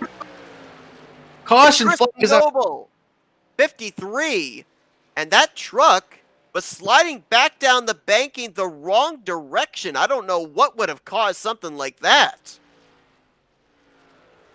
Wow, and this really changes up things. Just to update you guys on Boyd Hogan, Hutchison got put down a lap. Put 1 lap down just a few laps ago. You saw it on your screen a few laps ago. So Hutchison will get the lucky dog over Boyd Hogan, as Boyd Hogan was the second driver 1 lap down. This means, Kyle, we're going to have ourselves a shootout at Atlanta with somewhere in the vicinity of 10 laps to go. Let's go back, see what it was that brought this yellow flag out. Chris Noble was running multiple laps down. Yeah, I was watching Chris Noble as the leaders would go past him. He just really seemed to be struggling with the setup he had in, possibly on the longer runs. Oh, gosh. Well, that's why he went backwards. Noses into the safer barrier, found a glitch area, and it shot him backwards in the air. You just hate to see that, Seth. I've had that happen to me multiple times. I literally had it happen to me yesterday at this very racetrack coming off of turn 2. The wall just kind of grabs you and throws you and blows up your engine in the process. Just kind of as a day ender automatically right there. Very lucky, though, the fact that he was kind of running by his lonesome. There was a truck behind him, but imagine if he had had a group of trucks behind him when that incident happened. We could have had a bunch of innocent victims collected up in that. So, obviously a tough break there for Chris Noble, but maybe a little bit of a sigh of relief in the fact that other drivers weren't collected up in that. I mean, how do you predict where a flying truck coming back at you is going to go? You don't, Seth. That's the whole fun in it. So caution out.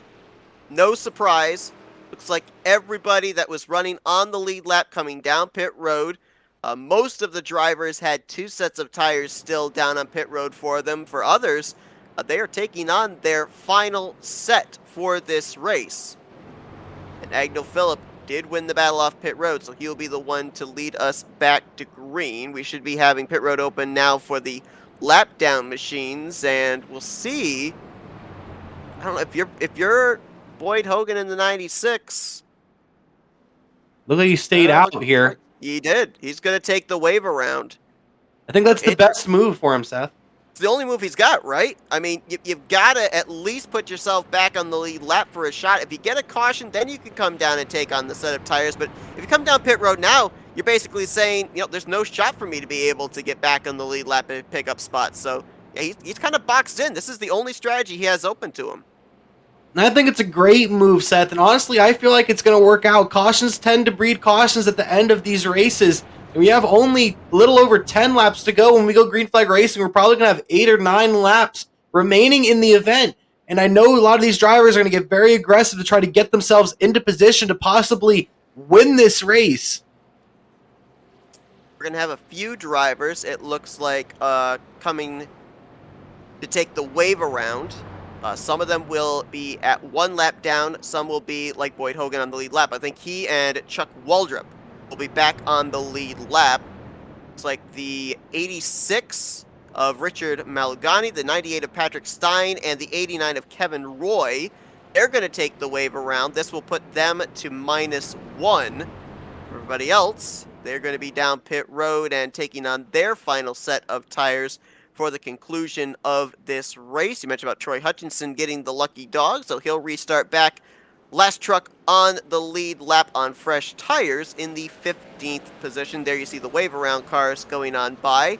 And Agnew Phillips going to take the inside line here for the restart, which is kind of interesting because we kind of saw a 50-50, right, on the restart, the initial start and the restarts in the early portions of this race. We saw drivers on the inside line that they chose get the advantage, but we also saw that the top side was a viable option going into turn 1. Personally, I would take the high side. I just feel like it's the safer route on the restart, but the inside tends to usually be the better line. But if someone like Kenny Brady on that high side is able to get a good restart here and really time it perfectly with Phillip, it could be a pretty big battle going into 1 and 2, and Brady could possibly even get the run off the corner and take the race lead here. Let's set the stage for y'all, as it's going to be less than 10 laps to go. Agnew Phillip the leader, Kenny Brady second, Tanner Love's third, Christopher Hill in fourth, Andrew Navarro completes the top 5, Nathan Jurgensen's in 6th, Adam Benefiel in 7th, John Theodore 8th, Jamie Knopf in 9th, and Braxton DeWeese is going to complete the top 10. Pace truck hits pit road. Green flag back in the air. 9 laps left in the farewell to Old Atlanta 200. 9 laps remaining and a great restart from the number 94 of Phillip. Brady right in behind him, and here comes Love and Hill as well. Jurgensen, he's a driver you need to watch out for at this run as well. He's so fast at the beginning portion of this run. If he's able to get to the high side, he might be able to make some passes. If we have a battle for the lead, here comes Brady to the inside, going into 3 and 4. Brady puts the challenge to Phillip. Might be clear off of 4. He is. New leader Kenny Brady. Phillip slots into second. Battle for third. It's going to be Hill on the top side. Love on the inside line. There's that bright yellow 31 of Jurgensen in 5th. Jurgensen on the high side. He's shown his speed on these short runs. He's going to get to the high side of Love. Brady has the race lead. He's clear out in front with Phillip and Hill battling in behind him. Also the 42 of Andrew Navarro there on the top side in that 42 machine. The red, black, and white 83 of Adam Benefiel now looking for a spot maybe up inside the top 5. Is Phillip going to go across the nose of Christopher Hill, hanging on to second? Hill's not going to be denied. He's back to the inside of the 94 through 1 and 2. Christopher Hill fighting very hard on that inside of the number 94 of Phillip as they're battling it out for the second spot. Jurgensen now on his high side. Jurgensen, if he can get to the high side of Phillip, he might be able to make something happen. Trying to get to the outside of Hill at least. Is Phillip going to clear for second spot now? Navarro following in the tire tracks of the 31. Look at Kenny Brady slicing and dicing down the D-shaped front straightaway, trying to make sure that Agnew Phillip does not get a run on him going into turn 1.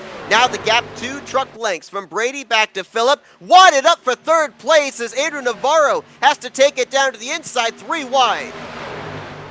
Hard racing going into 3 and 4. Are they going to be able to make it out cleanly? Very hard racing for the third spot. Navarro and Hill almost make contact. Hill goes up the racetrack. Jurgensen's going to clear them both off of the corner. Not easy to be in the middle of a 3 wide situation. Christopher Hill going to back out, give up the third spot to Jurgensen. Slots into 4th. Now he's up top side, as that's going to be Tanner Love looking up the middle. Navarro on the inside. It'll instead be a battle between the 42 and the 51 for the 5th position. Some very hard battling around the 5th spot. Can these drivers continue it and maybe make it to the finish of this race without a caution? Coming to 4 laps to go this time by as Hill has that 4th spot and Love is trying to take it away. Kenny Brady. Oh, got a truck in the grass. That's Tanner Love in the 28. Tanner Love, you hate to see it, has had such a strong run. Goes through the grass right there off of the corner, coming through the tri-oval. Didn't see any contact. I wonder if maybe he might have clipped the grass there. There is a slight elevation change from the racing surface to the grass. There's a truck up against the wall there. Couldn't tell who that was, but they were very slow, letting the race leaders on by. Kenny Brady about 2 truck lengths back to Phillip, another 2 truck lengths back to Jurgensen. Then it's about, 8, 9 truck lengths before you get to 4th place battle. That's where Navarro's trying to hold off Adam Benefiel. Yeah, I was looking at that incident with Tanner Love. It just looked like, I don't know if something went wrong with his pedals or something, and he just didn't have any gas, and all of a sudden went through the grass and literally pulled off and exited the event. Very unfortunate. Has had a top 5, top 3 run going all race long, as now we have 2 laps to go.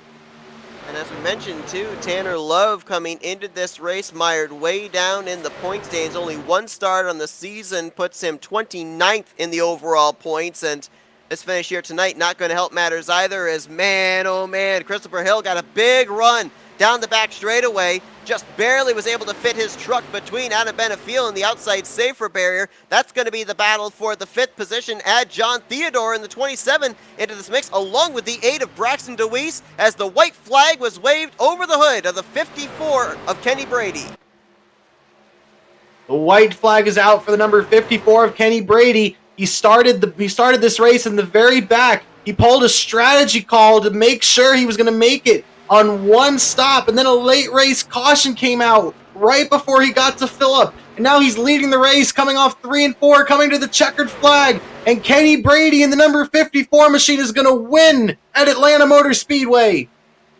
He will capture the final checkered flag at the old Atlanta track surface here in the Reaper Speedlab Truck Series, and he did it from the 21st starting position. A fast truck, some pit strategy, and at the end of the day, it came down to the king of the long run trucks, Kenny Brady, going to pick up his first victory of the season, becomes the 4th different driver to go to victory lane in as many races.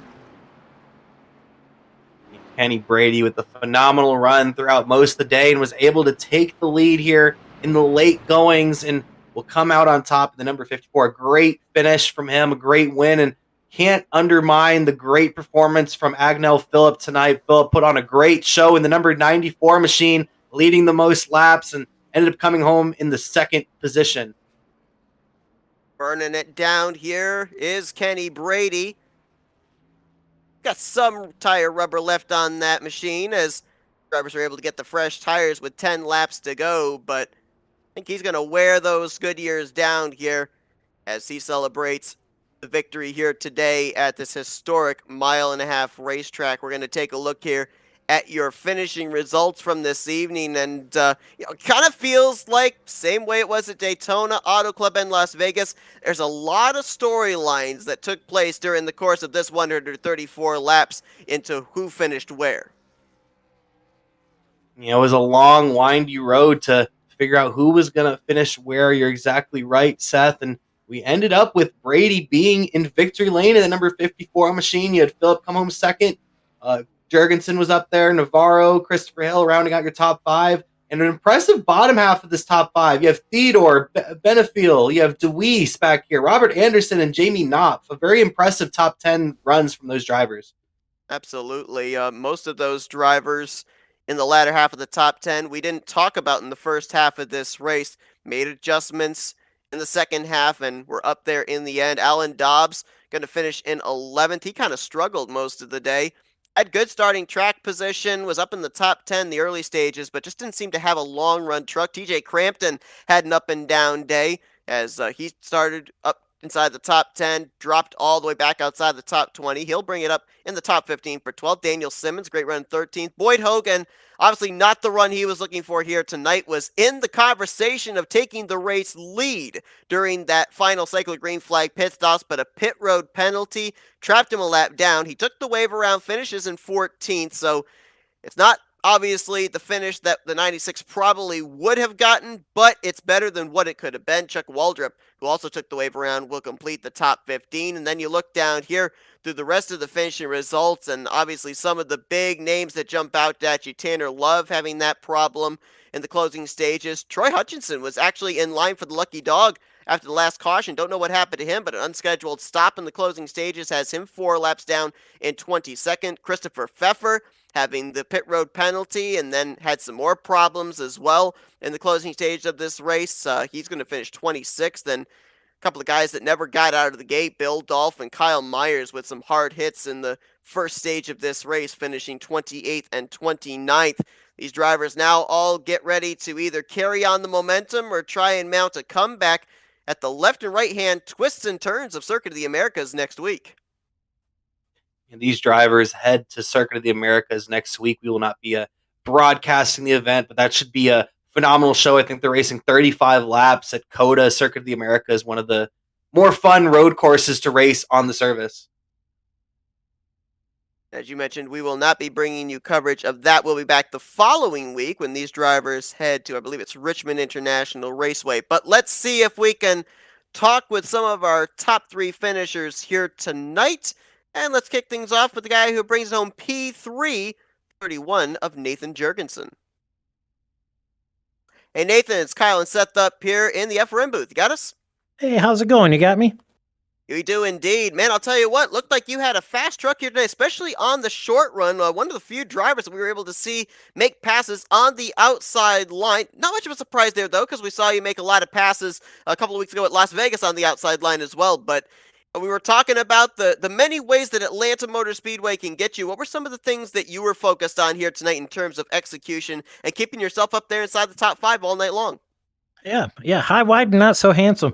I think it was just sort of, tire management race. There was a few of the other guys managed their stuff over the longer run, 50-lap run.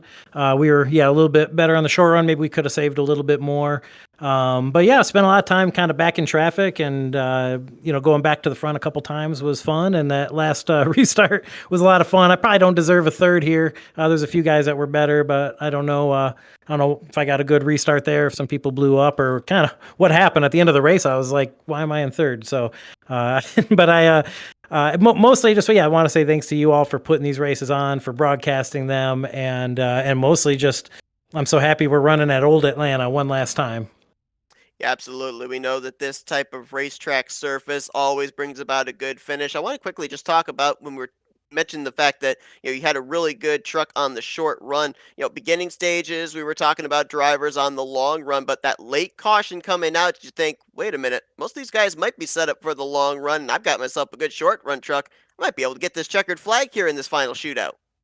Well, some of those really fast guys, Brady and Hogan, and all those guys, I assume they can be fast on the short or the long, and they're just doing it by choice. So it's always good to be able to run with them and learn a lot for tomorrow's Road to Pro race. So again, thanks for having us, the A51P contingent here. We're really appreciating these races, especially prep for Road to Pro. Well, a great performance for you here tonight, Nathan. Started in the top 5, finished inside the top 5. You get the podium spot here tonight at Atlanta. We're now going to give you the opportunity to thank the people and the sponsors that got you here. A51 Pro, all my teammates there. I had Agnell, Phillip, and John Theodore are my teammates in this race here. So thanks to them. Thanks to Mike Seal and Blake Bottoms and a couple of the other setup builders over on our side as well. That's Nathan Jurgensen. He's your 3rd place finisher here tonight at Atlanta Motor Speedway. Congratulations once again. Best of luck next week at COTA. Appreciate it. Thank you. All right, Kyle, I think you've got our 2nd place finisher here on standby. Agnell, Phillip, Kyle, and Seth up in the booth. You got me? Yes, I got you. How's it going? Sorry. It's going great. Great race out there, man. I'd like to congratulate you on your 2nd place finish. First of all, what was maybe going through your mind on those last 10 or 15 laps on that last run that we had there? Yeah, I mean, I thought we'd be in an okay spot. We'd try to defend in the middle of the track, and Kenny just had a huge run, coming off a two on the restart, and was able to just kind of power around me on the inside. I don't know if we just didn't put enough tape on there or what, but it felt like we were down on horses a little bit. So I don't know. I was kind of, I thought we were in a good spot, much better than it would have played out. We had a much better shot than it would have played out if it had went green the whole way, because they were catching us pretty fast, and I think he would have passed me the next corner or two on that previous run. But yeah, I thought I thought we had a good shot, but Kenny just drove a really good stint there, and I had nothing for him. And you ran a great race all day today. What was maybe your thought process on throughout the day? You were up in the top 3, top 4, pretty much the whole entire race, if not leading the race. I think you ended up leading the most laps today. What was going through your head when you were going through some of those battles in the beginning portions and middle portions of this race? Yeah, I was. We're obviously doing this as prep for the Road to Pro race tomorrow, and I was trying to find kind of the right balance between kind of running a good pace at the beginning of the run versus trying to save enough fuel to be able to make the full distance on one stop. I think I overshot it a little bit and probably overdrove a bit at the beginning of the run, because on both runs I was getting caught pretty good. But yeah, I was just trying to kind of run my own race, and I think on that first run we had kind of all settled out to kind of a decent distance, and I thought we had pace. So I was just trying to do manage the race as best as I could for the situation I was in. But it was going to be close if it had gone green. So I was fortunate to get that caution when we did. I've heard that you were out here kind of a trophy hunting on a part-time efforts. Where do we kind of expect you to pop up next on the schedule? Wherever the next Road to Pro race is. I think that's Richmond, right? In a couple weeks. So probably there. I really enjoy running in this league to kind of get my mind right, my driving skills kind of tuned in for the races on Thursdays. So it'll probably be then. Looking forward to it. I really like Richmond. I think it's a good track for me and for my team. So I think it'll prove good again. Definitely a great group of drivers and a great series over here in the Reaper Speedlab Truck Series. A lot of these drivers prepping for that Road to Pro tomorrow. But before we let you go, anybody you have to thank, and any sponsors you have to thank for your performance out there tonight? Yeah, I have to thank my team, A51 Pro. I know we sponsored the race today. My teammate Nathan Jurgensen pitched in for that. Been putting in a lot of work trying to get ready for Atlanta and trying to have the best showing both in this race and in the Road to Pro race tomorrow. So I got to thank those guys and the work that they put in, and got to thank everybody who runs this league over here. It's fun to find another group of guys who race clean and can have long green runs, and where everybody's kind of interested in really racing well, and it's really fortunate that we have that here. So got to thank everybody who runs this league as well. Well, we appreciate you speaking with us, Agnell, and once again, congratulations on your second place finish, and we hope to speak to you after Richmond, possibly in Victory Lane. Appreciate it, Kyle. Thanks. Of course. Now I think Seth's down there with our race winner, Kenny Brady.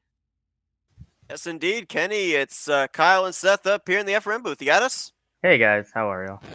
Well, man, we're doing good. I'll bet you're doing great, though. It was a lot of fun to watch you work your way through the field. Not once, but twice. We saw you play the pit strategy back in the first stage, and then slowly, methodically work your way up on that final stage, that 100 laps to the checkered flag. It looked like you definitely had one of the best long-run trucks out there. So with that being said, that late race caution comes out. It's less than 10 to go, shootout to the checkered flag. Were you a little bit worried about some of the other trucks around you, or did you know you had a solid piece to get you to the checkered flag? Yeah, just before I say anything, my mic has kind of been half broken, so if you hear a clicking noise, apologies. But yeah, it's these races are really fun. I love driving through the field. That's always something that I've enjoyed like starting in the back and just the challenge of going through the field. So every time I've ran the league, I've wanted to start in the back and just take my time and work my way through the field. I feel like if I work my way through the field and get the lead, it feels very deserving. I feel like to me, so I just really enjoy to drive through the field. And yeah, I mean, I knew if I pitted, I think around lap 34 under that yellow, I could make it on one stop. So that's what I did, and it was really fun to drive through the field. And yeah, I mean, I thought I had it without the yellow, and then the yellow came out, and I knew I had to make the right adjustments to be pretty good for that final like 8-9 lap shootout. So, but yeah, it was a blast, and racing against Agnell. I raced him in Road to Pro a lot last year, and racing a couple of the Reaper guys it was a lot of fun.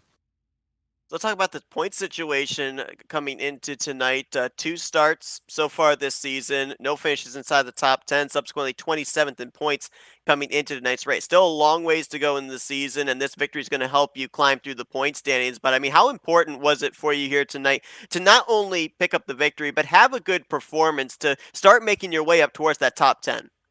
Yeah, well, I mean, Vegas was a lot of fun. I feel like I ran really well at Vegas, and then unfortunately I got hit by a lapper who just didn't see me. Just a racing deal there, and that was pretty upsetting. And I can't remember the other race. It was Auto Club, I believe. It was a restart violation. I went down or went up too early. So I feel like I put together really good runs. I've just made just dumb mistakes. So it was really nice to just come out here and finally, put together a race and be able to show my speed. And it was nice to come out on top. This is my home track, so it's nice to win here. Well, not only your own track, but also how about the fact as well you pick up a checkered flag in what's potentially going to be the final time that the Reaper Speedlab Truck Series runs at this older surface of Atlanta Motor Speedway.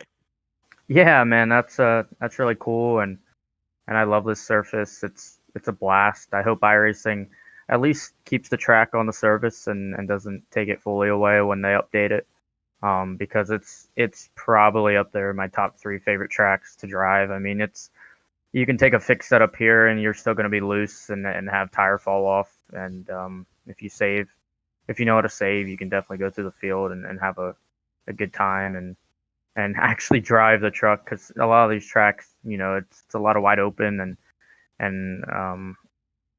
here it's really fun to be able to drive it. So definitely really cool to win on the old surface.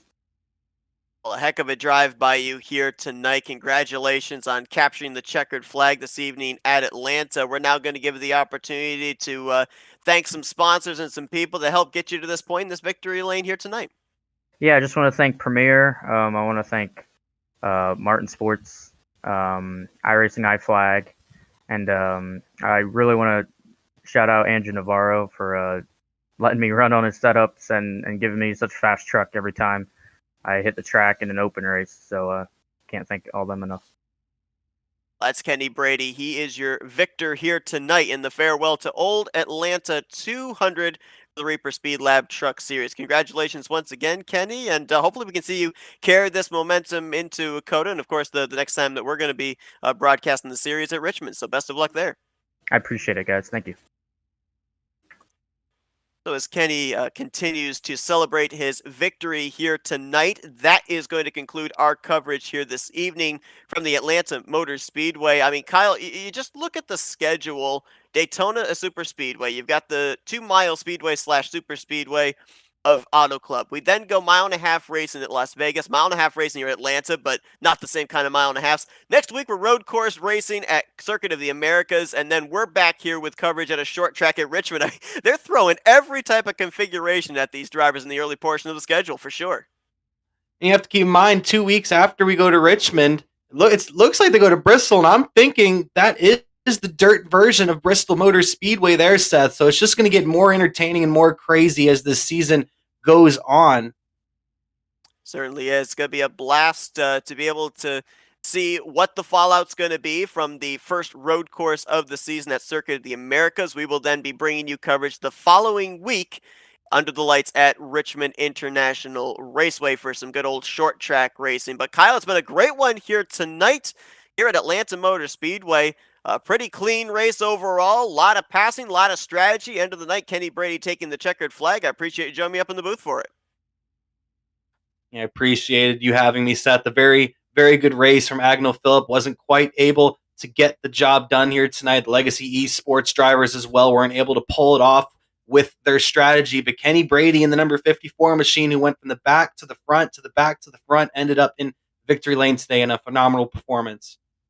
Absolutely. Well, we appreciate you folks tuning in tonight for our coverage of the Farewell to Old Atlanta 200, the fourth race of the season for the Reaper Speedlab Truck Series. Again, they'll be running Circuit of the Americas next week. We will not have coverage. We'll be back on March 30th for Richmond International Raceway. Hope you guys will join us for that. Green flag will be scheduled to fly that evening at 8:30 p.m. Eastern Standard Time. But for Kyle Lawrence, I'm Seth Cole. Thanks for spending your Wednesday evening with us, and we'll see you guys next time as you've been watching another broadcast courtesy of the Flatout Racing Network. This broadcast is the copyrighted work of Flatout Racing Network and may not be rebroadcast, retranslated, or used in any form without the express written consent of Flatout Racing Network and iRacing.com Motorsports Simulations. Flatout Racing Network would like to thank you for your support, and we hope you enjoyed tonight's broadcast.